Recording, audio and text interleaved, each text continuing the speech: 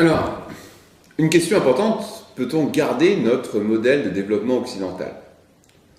Celui-ci est basé sur la consommation de masse qui, de fait, surexploite les matières premières et les matières énergétiques.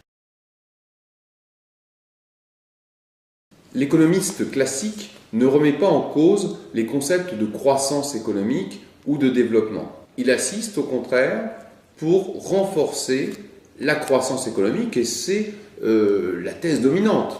Si vous regardez les journaux, si vous écoutez la radio, effectivement, que ne parle-t-on de la croissance économique qui viendra sauver nos pauvres vies? L'analyse de l'économie néoclassique suppose le principe de substitution. Qu'est-ce que le principe de substitution? Il tente à remplacer le capital naturel par du capital technique.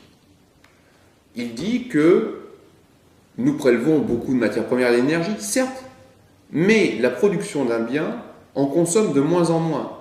Effectivement, la technologie, que ce soit par exemple la création de panneaux solaires, d'éoliennes, permet de réduire la production électrique par source carbonée, le pétrole ou le charbon.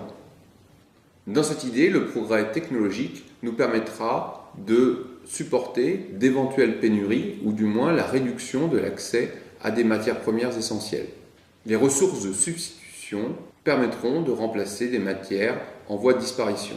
Ces économistes néoclassiques prônent aussi l'internalisation des nuisances par l'incorporation du prix des pollutions dans la définition du prix global. Effectivement, une entreprise qui supporterait le coût de pollutions diverses et variées ferait-elle attention à ses ressources? C'est par un effort de conscientisation que l'économie néoclassique pense prévenir les défis de demain.